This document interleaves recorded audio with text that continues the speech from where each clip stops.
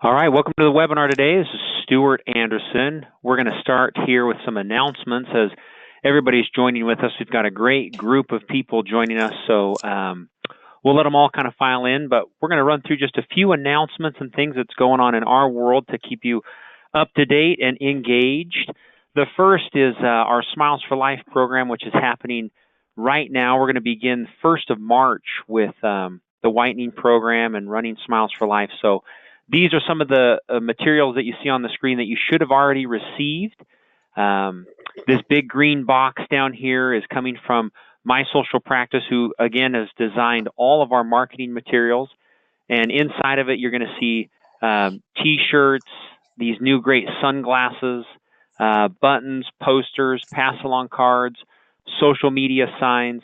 So we've created it in a way where you just open the box and your team should be able to be trained and use Smiles for Life. So what a great opportunity. We're always encouraging offices as part of creating a culture of success to do good. And Smiles for Life is such an easy way for you to do good in your community, partner with a local charity, and do good together as a team. So coupled with that is next week we've got a new webinar, so we're not going to let you rest much for webinars. Next week we've got a brand new webinar. It's a cause-related marketing webinar, and it is going to be coupled here with our Smiles for Life campaign. The cause-related marketing webinar is going to be hosted by Steve and Blake Hadley from My Social Practice, and then Greg is going to come on and do some work there at the end of the webinar. Steve, you got that next slide for me? You got it. There it is. Beautiful.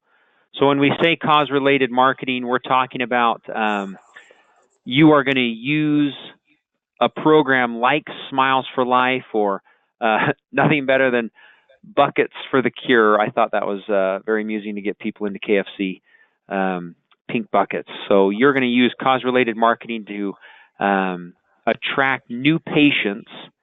And so Steve is going to talk about cause-related marketing in your practice, how it can generate new patients. And then Blake is going to follow up with a 2018 Smiles for Life marketing campaign. So what is going to drive people and patients into your practice for Smiles for Life through the new marketing tools. And then Greg will follow up with a few suggestions for Smiles for Life and what you can do to make it successful. Next big announcement, we have got our Digital Dental Marketing Conference coming up, April 27th and 28th in Vegas. This will be the 4th Digital Dental Marketing Conference where all things are related to marketing here at this conference. So the digital world is creating everything marketing, and you're going to come and learn from some of the experts from our world as well as the world of digital marketing. The call to action here, so for the cause-related marketing, for the Digital Dental Marketing Conference, you can text me, my personal cell phone. If you want to text the word crown to my cell phone, I've got links to engage with all of these things. So text the word crown and I'll send you the links to sign up or more information about any of these. And then we can kind of jump off where to start going from here to sign up and be involved. So Digital Dental Marketing Conference, April 27th and 28th. It's going to be a great meeting. After that, we just finished up our 23rd annual event, and we've already set the calendar for next year. So the 2019 annual event is going to be in Las Vegas, February 7th through the 9th, and we are already taking reservations. We have more people signed up now than have ever signed up before the meeting began. So it's time, if you want to put it on your calendar, save the date. It was a great meeting. There's some of our pictures from the meeting when we were together in San Antonio. We love gathering with all the Crown Council members, and what a great opportunity to do so. Last big announcement, we're taking signups now for the historic Yellowstone Miles for Life ride, July 11th through the 14th. This is the annual ride that Learning Curves does, where all the proceeds are donated to Smiles for Life. A beautiful ride up through Yellowstone and the Tetons. If you're interested, Same thing, text CROWN to my cell phone, and I'll send you the link for signing up.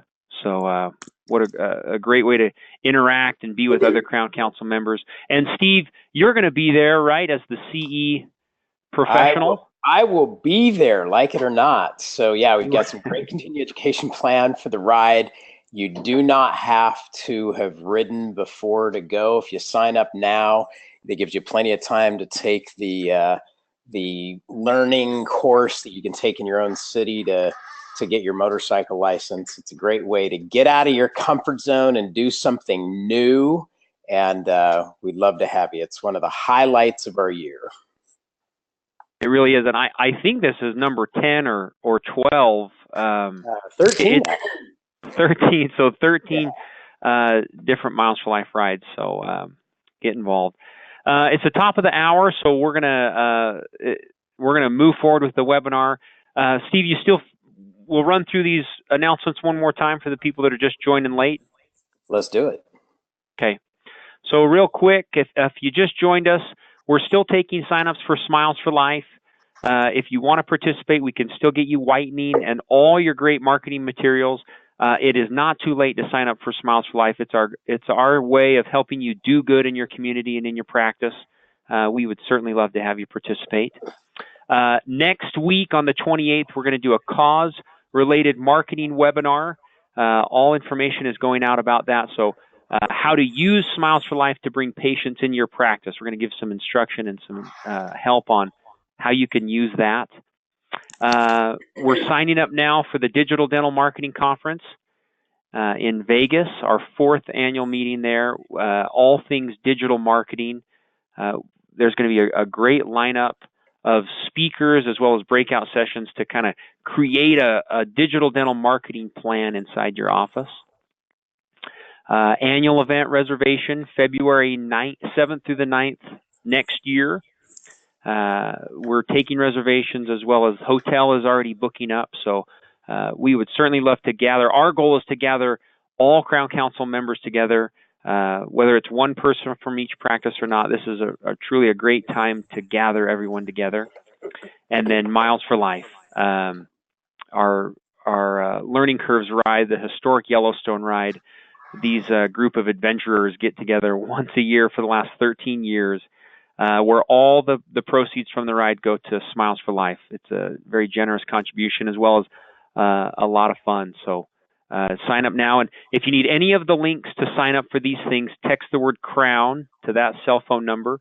We're also going to follow up at the end of the webinar with all the links to sign up for these activities and engage with Crown Council. So that's it. I'm going to turn the time over to Steve and Pam, and they're going to take it from here. Perfect. Thank you, Stu. Welcome everybody to our webinar today. Very excited about our topic. This is one that has become increasingly popular and a lot of conversation about this. So we get a lot of information to cover. If you've never joined us before, just so you've got some tools to work with, you're in listen only mode, which is you should be able to hear us loud and clear. We cannot hear you. That's so everybody can hear clearly today. If you have any questions as we go along, you can go into your control panel on your computer screen, go down into the chat area, and you're welcome to submit any questions at any time, and we will work to address those questions after the planned presentation. So our topic today is dealing with insurance issues, and in an era of declining reimbursement.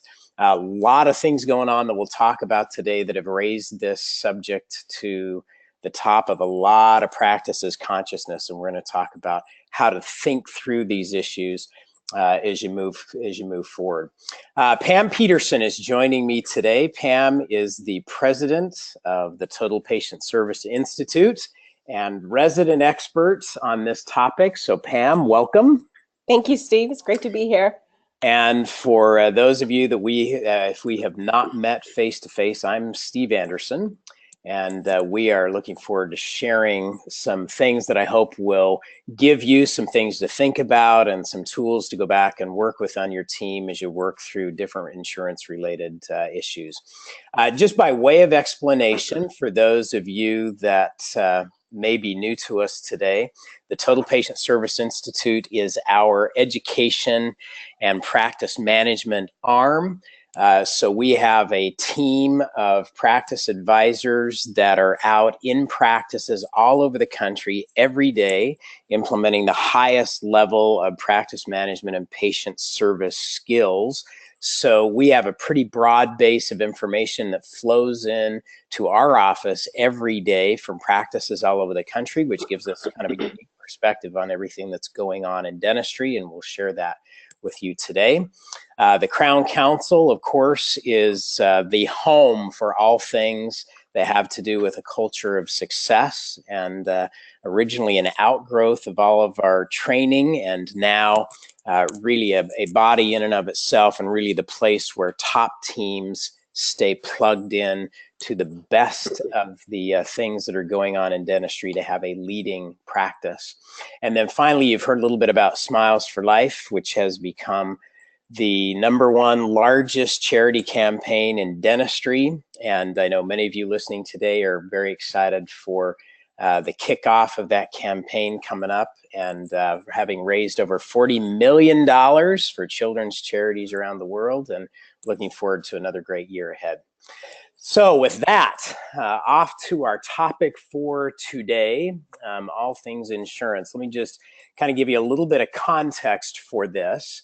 As we talk about trends, especially dental insurance trends across the country, it is especially on what we know is that most trends will start on either coast or sometimes on both coasts at the same time and work their way into the center of the country. So specifically as it has to do with insurance, and particularly we'll talk a little bit about Delta Dental today, as one of the bigger dental insurance companies, making some big changes in California, as well as some big changes on the East Coast. Delta Dental of Massachusetts, for example, is going private. So they originally started as a nonprofit.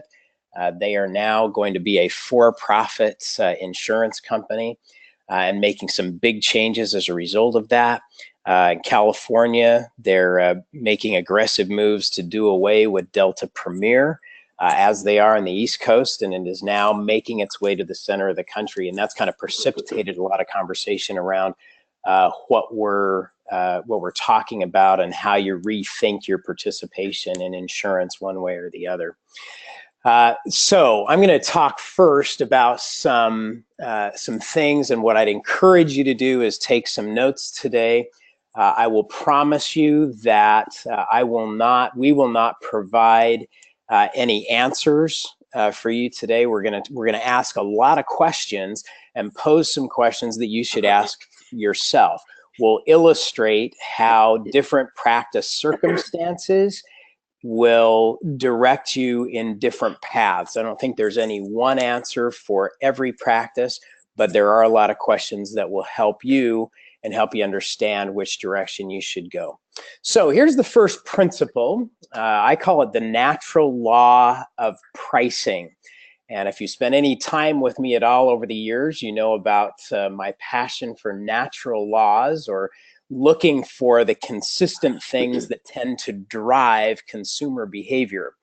And this is one. Natural law of pricing says that as competition increases and a product or service becomes more generally available, then the price of that product will tend to go down because of supply.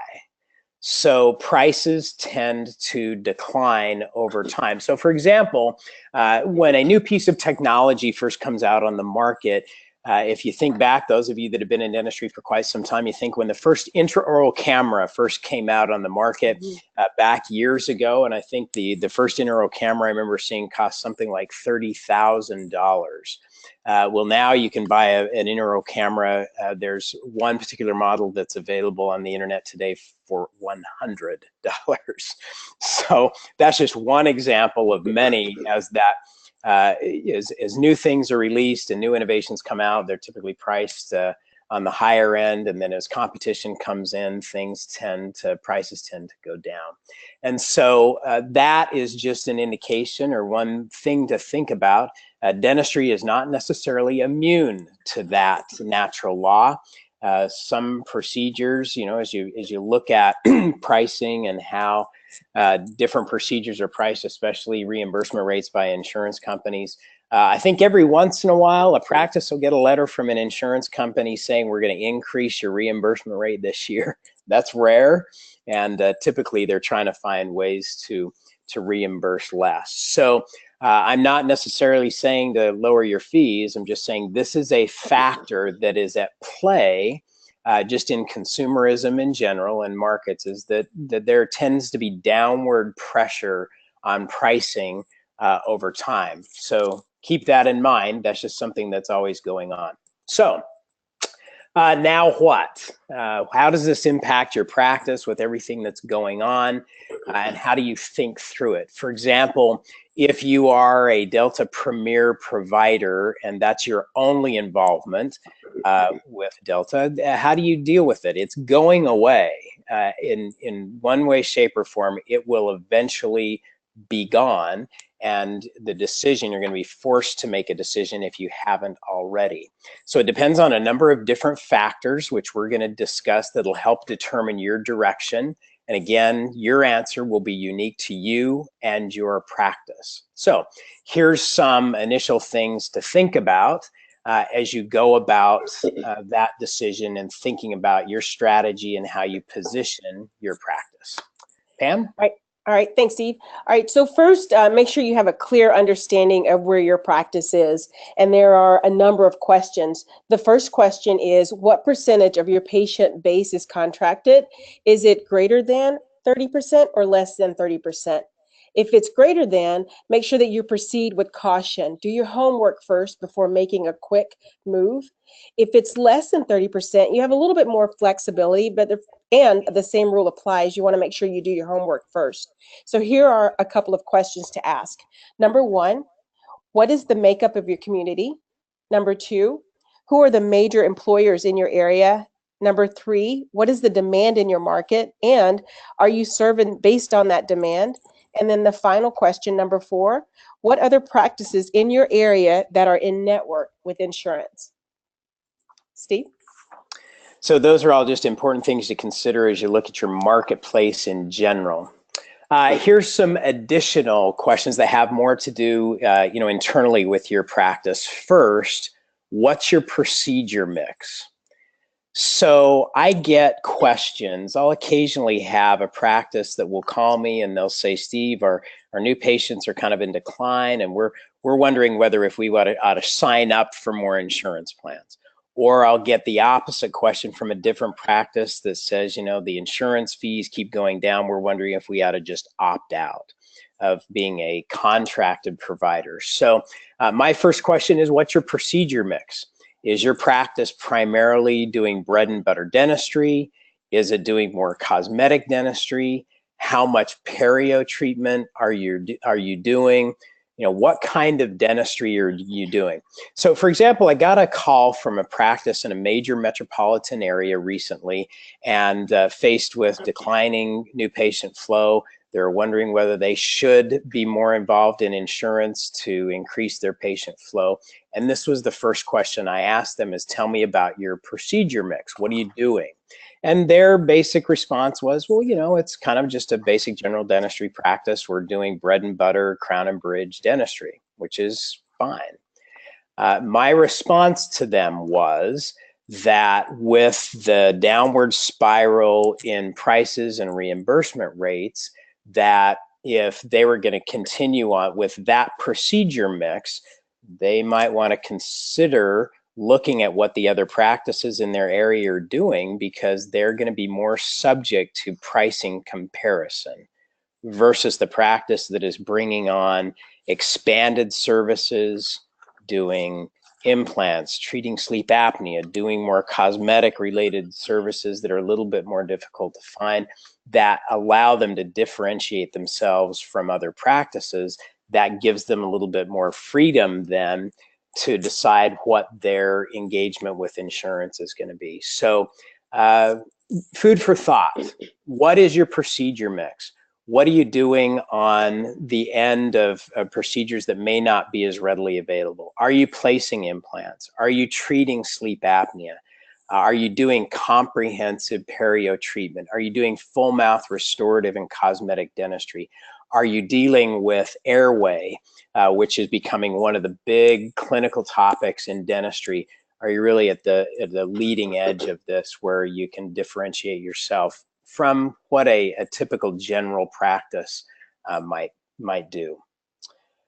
Next is take a look at your competition. Who is your competition? Now, you've heard me say in the past that your biggest competition is not necessarily the dentist down the street as much as it is all the other things that compete for the disposable dollar. So I don't want to be too narrowly focused on just the other dentists in your market, and I would recommend that you take a look at what is available in your market area. When you, for example, do an internet search for dentists in your city, or for any particular procedure in your city, what kind of results come up? What are other practices doing? Because your mission, your job as a business, is to serve the needs of your community. So what is available? How widely available is it? How are you serving the needs in your community? And to some extent, your strategy is determined by your competition. Let me say that again. Your strategy, to some extent, is determined by your competition. If your market is saturated with a particular type of dental practice, then you're going to need to look at some other directions of how you can be competitive and bring something to the marketplace that is not as readily available. So take a look around and be aware of what's going on in your market. Next is your target market. Who do you want to serve? Who is it that you want coming into your practice? Who do you feel best equipped to serve, and who do you want to serve? So this is a question of really matching what the needs are in your market and what you want to do. And hopefully somewhere between those two, there's an overlap. So who do you want to serve? What kinds of dentistry do you want to provide them? And then does your target market and the dentistry that you want to do, does it match? Every once in a while, we'll come across somebody where, you know, they need to move. The demographics, I was working with a practice just recently that had been in the same location for 30 years, and the demographics of that location had radically changed over the last 30 years. And the type of dentistry that they wanted to do was not really a match now with their surrounding markets. So we had some discussions about, gee, does it make sense? Maybe the practice should move to an area where those kind of services are more sought after. So again, take a look at what kind of dentistry you want to do, what kind of patients you want to serve, and what the needs are in your market, and make sure that there's some overlap and so there's some alignment there. So with those as kind of some initial questions, we're going to take a look at two very specific case studies. These are actual practices that have gone through and asked themselves these same questions. One out of desperation, the other out of aspiration. They asked themselves exactly the same questions. We'll walk you through the specific analysis that was done to help determine the final answer, and then the direction that they decided to take. And the reason we've chosen these two cases is they walked through the same process, and they took two very distinct, very different, almost opposite paths, and both have been very, very successful in their chosen path. So again, there's more than one way to approach this, and there's more than one answer. So We'll take two different case studies. Pam is going to walk you through the first one. I will walk you through the second one. You'll see some similarities in the questions that were asked, the analysis that was done, and then the difference in the conclusion. Pam? All right, thanks, Steve. All right, so this is a practice that's located in the Northeast and has been a TOPS total support client for several years. This practice made a big move to a new location and doubled its size. This was a major investment and a well-planned out move. They set projections based on their financial return from their current fee schedule. So they had all of their ducks in a row, looked at the past and the future projection on what they would do at their new location based on their current fee schedule. Now, on their 1-year anniversary in their new location, they did not receive flowers and a congratulations. Instead, they received a notice from Delta that all fee schedules will be reduced to 20%. And they didn't even sign it, happy anniversary. This was their first year in their practice. So a slight panic. Next slide, Steve.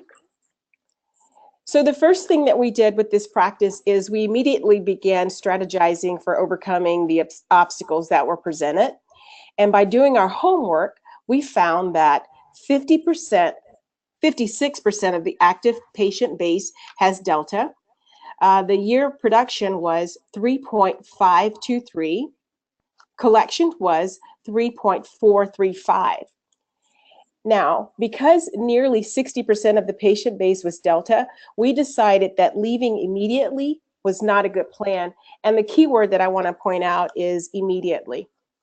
Okay, so the next slide, Steve. So to avoid the panic, when we were working together, we came up with a thorough plan looking at every procedure they do or not doing in their practice. And at TOPS, we call this maximum reimbursement. This is how we optimize what's going on in the practice. Next slide, Steve. The first thing we did with the doctors is we sat down and we reviewed their standard of care, and we matched it to our findings in their practice. It's like looking for diamonds in your own backyard. The first thing that we looked at is their x-ray protocol. We looked at their x-ray protocol and we added 2 PAs to all bite wings and made sure that all patients eligible for FMX and or Pano had taken one. We also made sure that all exams were charged out correctly and done. Then we looked at their hygiene department. Now, this particular practice has already gone through our No More Hygiene program, but was not maximizing it. So we looked at the hygiene program to make sure that all the hygienists were in alignment as far as their perio protocol. By doing this, we increased perio percentage from 21% to 26% because the practice started treating gingivitis. Also, the hygiene per visit productivity increased from 141 to 196. Next slide, Steve. By looking at the hygiene department first and maximizing, we were able to add another full-time hygienist. So they went from 4 to 5, and in 1 year, they moved from 5 to 6. We looked at their fluoride and made sure that their belief was fluoride was good for their patients. We increased from 50% to 90%, and this was done because they started recommending to all patients. We looked at the hygiene schedule to make sure that, excuse me, all of the hygienists were busy, productive, so we created a proactive outbound call strategy to fill the hygiene schedule. We went from 35% to 44%. Pre-appointment ratio within 6 months, and now they're at 65%. And what this means is they make a really good effort that every hygiene patient leaves with a scheduled appointment. We also took a look at their fee-for-service schedule and bumped it up to the 95th percentile. Now, although only 14% of the practice is fee-for-service, we still received additional revenue just by bumping it up to the 95th percentile. Next slide, Steve. So we powwowed with the doctors, and we had a discussion of what type of dentistry do they enjoy doing and what would they like to learn. So the doctors continued to advance with their continuing education, and they added implant placement and started a more comprehensive treatment plans added to their skill set. We improved block scheduling to make sure that the business team was scheduling with purpose, and this created great use of time during direct milling so that they could do small appointments. Last but not least, we created a way for them to increase same-day treatment. And what the team did is at their morning opportunity meeting, they would identify patients who have not moved forward treatment or have treatment needs, and they planned on what they could do that day and increase same-day treatment. Next, we took a look at the doctor's schedule. We increased the doctor's visit from 569 to 635. They added a periodontist for 2 days a month and a pediodontist for 1 day a week. And by adding in-house specialists, they were able to maximize their new facility, and they also made it convenient for patients to have treatment in-house without having to go somewhere else. Then we moved to looking at their codes. We call this maximizing codes. We looked at their desensitizer, fluoride, PAs, buildups, restorative access gingivectomy. Now, these are all common procedures and often are completed, which means they're performed, but they're not charged out. So we made sure that these codes were maximized and were billed out correctly. Then we took a look at their collection system. We instituted and implemented TOPS financial arrangements, and we made sure that the entire practice was trained on TOPS financial arrangements, even if they aren't the ones that were doing the presentation. We wanted to make sure that the entire team was trained on it. They ended the year with production at 3.563 and collection 3.577. With over 100% collections and a 9.6 increase over 1 year with a 20% fee reduction across the board. And one of the things I want to point out, the takeaway from this case study is before you panic or make a knee-jerk decision, please make sure you get the facts and you know exactly what's going on in your practice and create a strategy from it and then act on it. Perfect. Thank you, Pam. So that was a really detailed explanation there, but just a very interesting outcome when you look at a 20% fee reduction, and they ended up with almost a 10% increase in in collections. Really is a pretty remarkable result. Just by digging down and really understanding everything that was going on in the practice. So that may have been a different direction than you anticipated that we would talk about on a webinar where we're talking about going insurance free.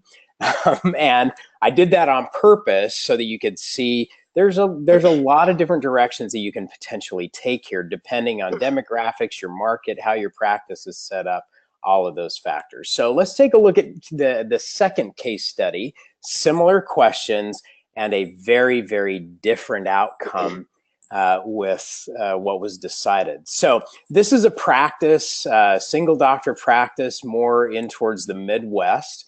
Their last year, and I'll show you the before and after here when we get done, but their last year with Delta, they collected $1.8 million, and they had write-offs of over $500,000 in terms of their UCR compared to their Delta fees. And they had over 4,100 active patients. So that would be, the way that's calculated is 4,100 people that had been in the practice over the previous 12 months. So the first year we went through and asked all of the same questions. Is what percentage of the patient base was contracted, in this case with Delta? Now in this case, it was over 50%. So our rule of thumb here is that if it's more than 30% of the patient base is with any one particular plan, more than 30%, then you need to really proceed with caution. If it's less than 30%, you've got a little more flexibility to make some moves. So in this case, over 50%. So there was some need for caution here in terms of how things were proceeded with, and they decided to make the move. They decided to get off of Delta and move forward in a different direction. Let me walk you through the steps. Here is what the end result was. With the first year without Delta, their collections were $1.8 million. Of course, they didn't have any write-offs. Now, if you go back and just compare this with when they started, their collections stayed even the first year without Delta, and they didn't have to write anything off. Their patient base declined slightly from 4,100 down to 3,391. So yeah, they lost some patients that wanted to go to a place where they were able to use their benefits at the in-network rate. The second year without Delta, their collections increased to $1.9 million. So $160,000 increase, no write-offs, and the patient base was at 2,540. So here's, if you look at this, you can say, wow, their collections increased and their patient base decreased. So doing more on the patients they served. I'm going to walk you through some steps of how they actually went about that. This was the end result. How you get to the end result makes a big difference. So in this case, they had an 8% increase in their overall collections. So what's interesting about this is, similar outcome in terms of increase in revenue. They took two very, very different routes to go. So here's, I guess, the question that I would have at this point is, which one of these practices took the right path? Were they both right? Time will tell, obviously, in their market and the direction they decide to go. But so far, both continue to thrive and are doing quite well. So depending on your specific practice situation, let's talk about a number of things that you can do no matter which direction you decide to go that will positively impact your future. So here is your to-do list. Pam? Okay, got it. All right, so the first is review all of your insurance contracts to see what you agreed to. And I know you're like, oh, yippee.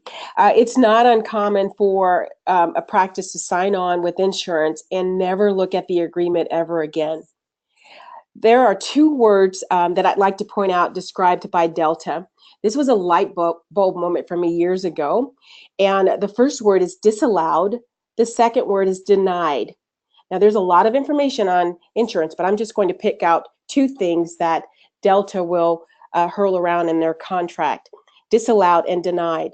Disallowed means the patient plan does not provide reimbursement and payment may not be charged to the patient if you are in network. The provider must write off the submitted fee.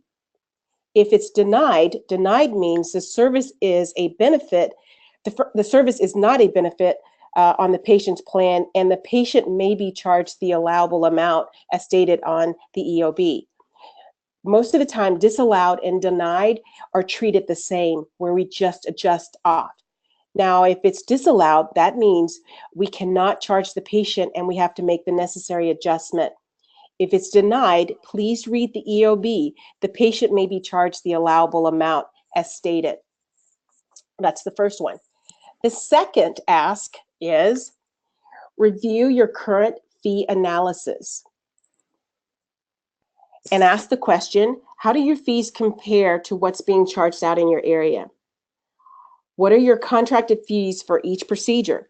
This is a complimentary service that we offer, and we can send to you via email. If you could, thank you, Steve. Here's Spencer's email address at Crown Counsel. If you just email Spencer and make sure that you include your name and your zip code, he'll be happy to send you a a complimentary fee analysis. And like I said, we recommend that you do this annually so that you can see where you land in your area. What percentile? Are you in the 80th, the 85th, or the 95th? Make sure that you review this once a year. Excellent. Thanks, Pam. Next is, I mentioned this before, take a look at your procedure mix. What kind of dentistry are you doing? What can you do to expand your offering of services to attract the best patients and continue to grow the practice? So again, what kind of endo are you doing? Endodontics is one of the most highly compensated procedures in dentistry. I know there's some strong feelings about endo. I hear a lot of dentists say, well, I just don't like to do it. And I would say the ones that love to do it have found a system that works for them, that gets them consistent, predictable results. So what's your relationship with implants? Are you restoring them? Are you placing them? There's some amazing technology now out there that is making those more widely available. Have you gone through Dr. Dennis Wells' minimal prep course that he does? Dennis is a member of the Crown Council and does a great seminar on how to do minimal prep veneers. Dr. Dave Hornbrook, also in the Crown Council, does 2 great courses on functional aesthetics and occlusion. So what are you doing to really expand your services so that you can provide more high-end quality dentistry to the patients in your market? So food for thought in those areas. The next question to ask is, what are you doing from a marketing perspective to get the word out? Here's some general rules. Practices that are contracted, heavily contracted, where they have 50% or more of their patient base are contracted patients through insurance companies, typically will spend about 4% of practice revenues on marketing. So about 4% if you're contracted. Non-contracted practices that are totally fee for service or insurance free, in other words, they don't accept assignment, they set their own fees, they tend to spend 10% or more on marketing, because since they're not on any insurance list, they have to work harder to attract patients. So the question here is, what's your budget and what's your marketing plan?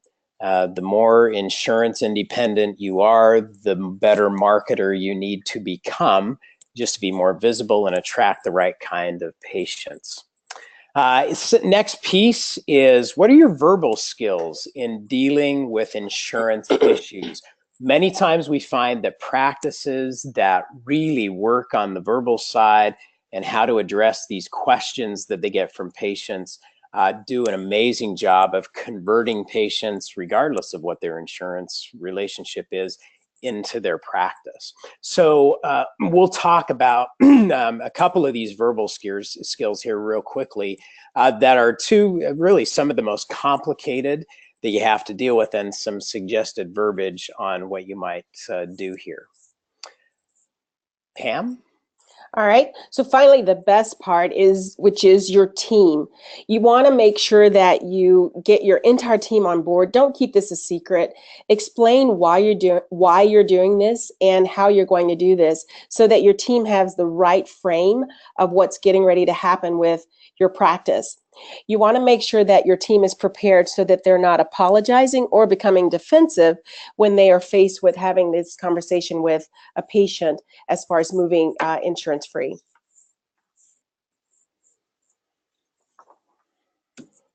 All right, so here's a number of things to have in place before you pull the trigger in any direction.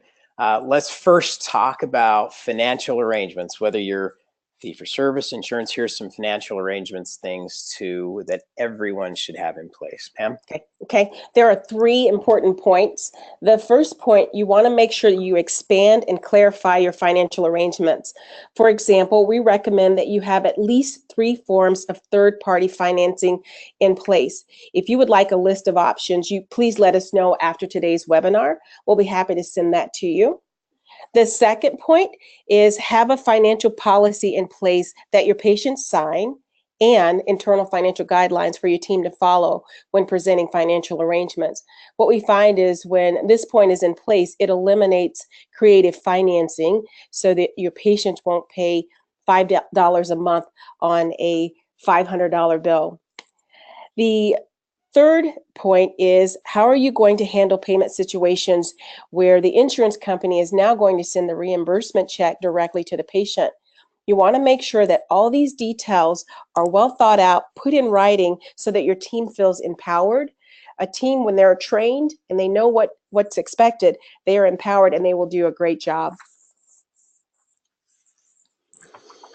Excellent. Let's talk about verbal skills here. A couple of places where some very specific training and understanding the best response you can make to specific questions like, do you take my insurance? So let's talk about that one real quick. So the best way to respond to that question, whether or not you are a provider for any particular insurance or not, is to respond, thank you for inquiring. May I ask, what benefits do you have? Right? So respond to the question with a question in return so you know specifically where they're coming from. Now, if that happens to be a plan with which you do not have a contracted relationship, okay? So let's say you're either totally insurance free or it's a plan that you're not contracted with, here is a suggested response. You can say, we have a lot of patients that have benefits with XYZ dental insurance company. Now, pause here for a moment. You only say that if that's true. Now, I am assuming, and what we typically find is you have patients that have benefits with companies with which you are not contracted. So only say this is if it is true, but typically it is. So we have a lot of patients that have benefits with XYZ company. In fact, we are an unrestricted provider. Love that phrase. Which means that we can work with all types of dental benefits. Okay, so we're an unrestricted provider, which means we can work with all types of dental benefits. We don't happen to be contracted with XYZ dental company. Would you like to know why our patients with XYZ benefits choose our practice? Now, I'm asking that question because I want engagement. I've never found a patient that would say, nope, nope, don't want to know, don't want to know why they come. Of course they're wanting. So they say, yeah, why do they come to your practice? Okay, so would you like to know why our patients with XYZ benefits choose our practice? Well, what they tell us is that after looking at all of their options, they choose our office because they haven't been able to find the level of service we provide with the clinical excellence that Dr. Amazing provides. Now, there I could spend an hour just dissecting, and I'm not done yet, but just dissecting all of the psychology that has gone into this response. Everything from the law of the herd to overhear psychology to all kinds of stuff. But this piece, what our patients tell us that have your benefits is that after looking at all of their options, they choose our office because they haven't been able to find the level of service that we provide along with the clinical excellence that Dr. Amazing provides our patients. Now, here's the next piece, a question. Would a Monday or a Wednesday be a more convenient time for your first appointment? In other words, I'm going to end with a question to go ahead and schedule the appointment. All right, so again, just end with a question to move ahead with scheduling the appointment. So you've told the truth, you've disclosed what your relationship is with their insurance, and you've given them a lot of reasons to go ahead and schedule with your office. Now, is that going to solve all your problems with that particular question? No, but it is one of the more effective ways to respond to that question, which is, do you take my insurance? Especially if you don't happen to be contracted with their insurance. All right, next, let's talk about if you have decided that you're going to drop some insurance plans or go completely insurance free. Let's talk about some very, very important things you absolutely must do to make that transition as successful as possible. Pam? Thanks, Steve. All right, I'm going to simplify this with 3 small steps. The first is you want to choose a date that you're going to make this change and make sure that it's at least 6 months in advance. This is going to take some time to prep and plan with for your practice, and to make sure that your team is prepped for success.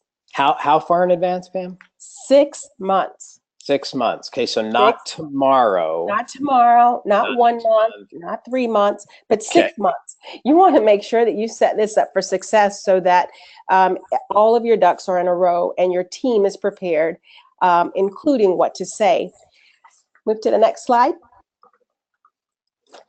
All right, the next step is you want to make sure, here's 6 months again, you want to make sure that you start the discussion 6 months out, letting patients know what to expect at their next visit. There's a verbal skill. We're going to throw in some acting here. And Steve, if you could do me a favor and be the team member and I will be the patient, can you give me an example of what it would sound like when you're talking to a patient 6 months out, letting them know what to expect at their next visit? You bet. So Pam, it's good to see you today, and I do some orienting comments about everything that we're going to do during the visit today, and wanted to give you some updates on everything that we are doing to stay ahead and provide the very best possible care that we can for you. So in order to do that, the next time that you come in, we are going to make a slight change, which is in the past, your insurance has reimbursed our practice. And in the future, at your next visit, your insurance is going to start sending you the check for your benefits. So you're going to get a check. How does that sound? It sounds awesome. Right. So a little bit of a change, but your insurance company is now going to be sending you the check for the reimbursement for whatever your benefits are for your particular insurance plan. And so that when you come in here, we'll go through and we'll walk through exactly what the fees are for the procedures we're going to do. You'll go ahead then and we'll take care of that while you're here. And most patients find they can just, they put that fee on their credit card, whatever they want to do, and then we will continue to file your claims for you. So we'll fill out all their paperwork. We'll send it in immediately to your insurance company so that you will get your reimbursement based on your plan as soon as possible. Most of our patients find that's in 30 days or less. Does that make sense? Yes, it does. So they're going to start paying you directly. And that way you can maintain the relationship that you have with your insurance company and the benefits that come to you. So that's just going to be a little bit of change you'll notice in the future. And again, that'll be at your next visit in 6 months. Sound good? Okay. Sounds good. Thank you, Steve. So that is an example. Now, are there more things to discuss there, perhaps? Yeah, I mean, if you depending on what their level of sophistication is in terms of out-of-network benefits and in-network benefits. So the suggestion here is these are conversations that you need to rehearse. You need to sit down as a team and practice them and not leave it to chance. But the plea here and the challenge is that you start these conversations 6 months in advance and have those conversations face-to-face, eyeball-to-eyeball, with your patients where you can address their concerns and their questions face-to-face. So that takes some skill, some scripting things out and really working through the verbal skills of how you're going to address their questions. Now, that is commensurate with this next recommendation. And if you've zoned out, pay attention, turn up the volume because you need to hear Pam's next recommendation loud and clear with no mistakes. Pam? All right, thanks, Steve. I am not too proud to beg, and I am going to beg you, please do not send a letter. please do not send a letter. A letter is an invitation for the patient to change dental practices. Make sure that you have the conversation face to face or voice to voice. The goal is to create a happy paying patient, and you want to retain the patient. So please do not send a letter. Make sure that you can contact the patient and you make a connection face to face so that you can retain the patient and overcome the objections that the patient may have. So, lest you did not hear that, this is one of the biggest mistakes. A lot of times practices get very emotional, and the first thing they want to do is send out a letter announcing to all of their patients that they're no longer taking their insurance. Yeah. And it can create an exodus if you're not careful. So resist that temptation. Don't send the letter. Start 6 months in advance. Eyeball to eyeball conversations with your patients. Now, and I want to add one more thing, Steve, on this. Mm-hmm. Please put in the work on the front end. It will be greater on the back end. So I do know that there's a lot of legwork in what we just talked about, but the return is much greater on the back end.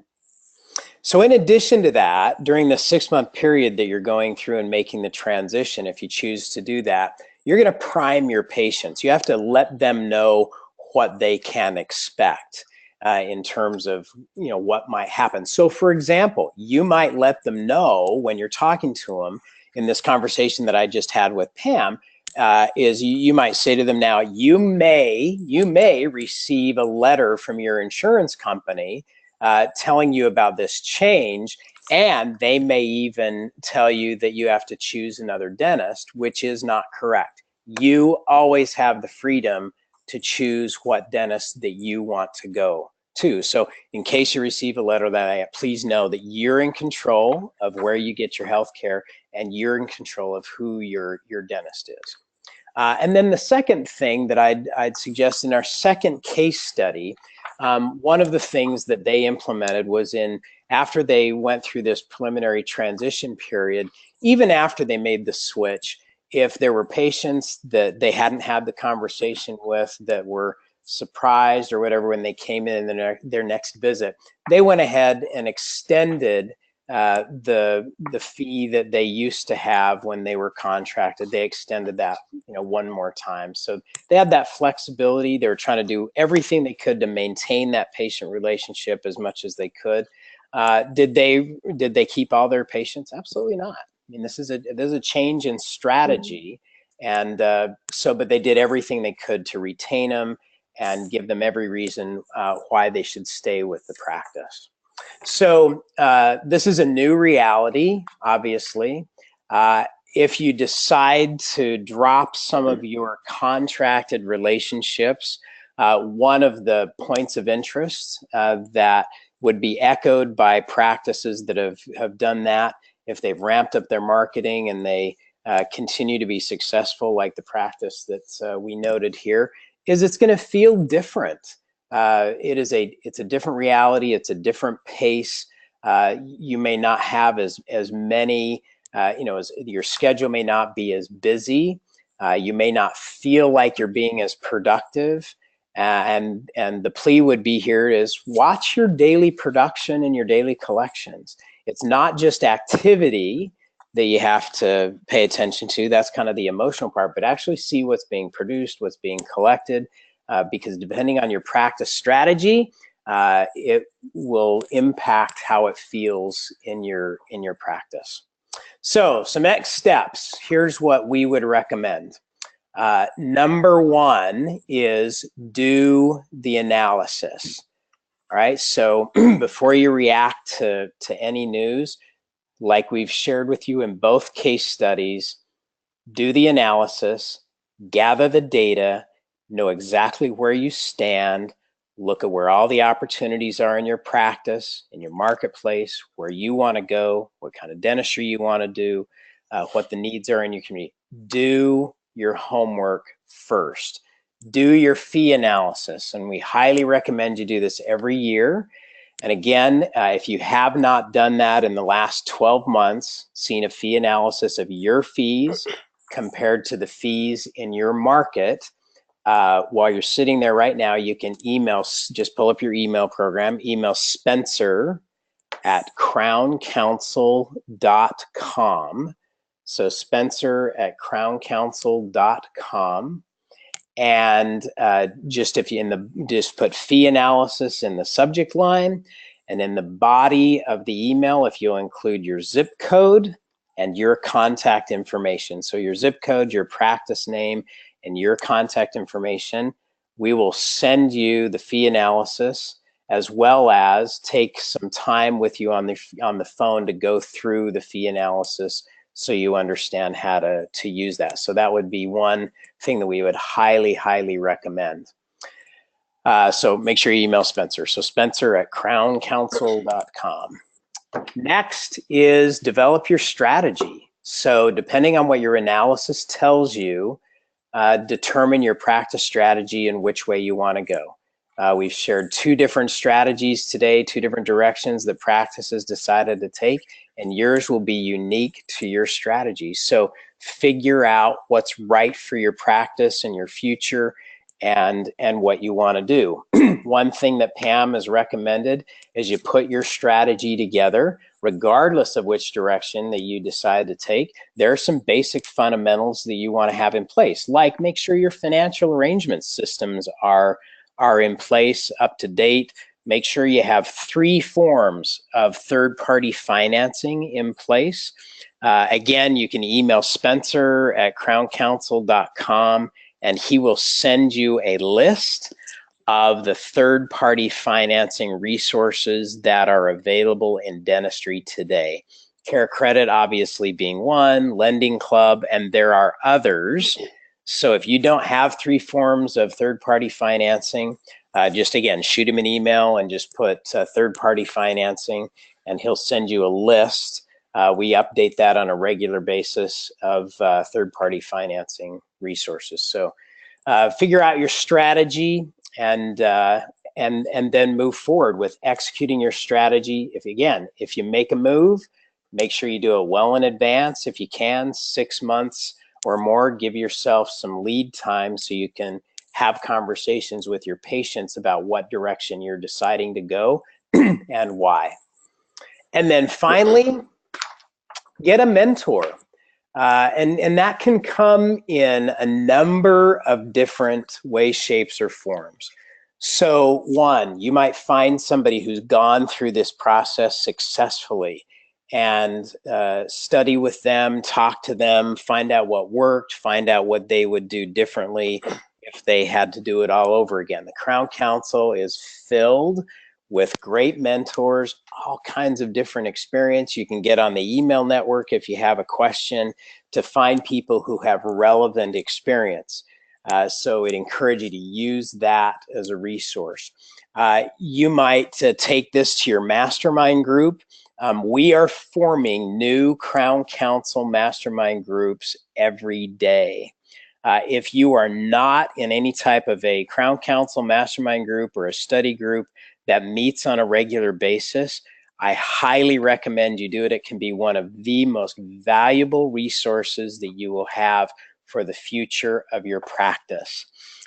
So again, we're piling it on Spencer here, but if you'd like to be in a mastermind group and you're not, just email Spencer at crowncouncil.com, put mastermind group, and just let him know that you're interested in joining a Crown Council mastermind group. They meet virtually and can meet on a regular basis. So make sure again, that's another resource that you can tap into that'll help you on the way. Again, as I mentioned at the very beginning of the program, Pam manages an entire team of practice advisors who walk through this process every day with practices, helping them make the adjustments, the changes, define their strategy. So if that mentor takes the form of a coach, then that may be another direction that you want to take. So if you have questions in that regard, you are always welcome to email the Total Patient Service Institute. If you're looking for specific resources to walk through and would like some help in terms of the strategy, the analysis, walking through and figuring out where you really stand in regards to this, you can email answers at totalpatientservice.com, or just give us a call, 877-399-8677. We got a whole team that works with dental practices every day, talking about these issues, how to vet through the questions, how to determine what direction to take. So those would be some suggestions that you might want to consider as you walk through and make those decisions for your practice. So hope that has given you some key things to think about today as you think about your relationship and your practice's relationship with insurance. To conclude, again, if you'd like the fee analysis, if you'd like the list of third-party financing resources, feel free to email Spencer at crowncounsel.com. If you'd like some specific help and have some specific questions in how to strategize and do the analysis, feel free to contact us at the Total Patient Service Institute at any one of those ways that is on your screen. Thanks for joining us today. And as was mentioned at the beginning of the hour, join us next Wednesday at noon Central Time for our special webinar on cause-related marketing. We're going to talk about specific strategies that you can use in your community doing good that will generate a flood of new patients. So we look forward to having you with us again next week at noon Central Time. Thanks for being with us, Pam. Thanks for all your expertise today. And I hope everybody has a super day. Thanks so much.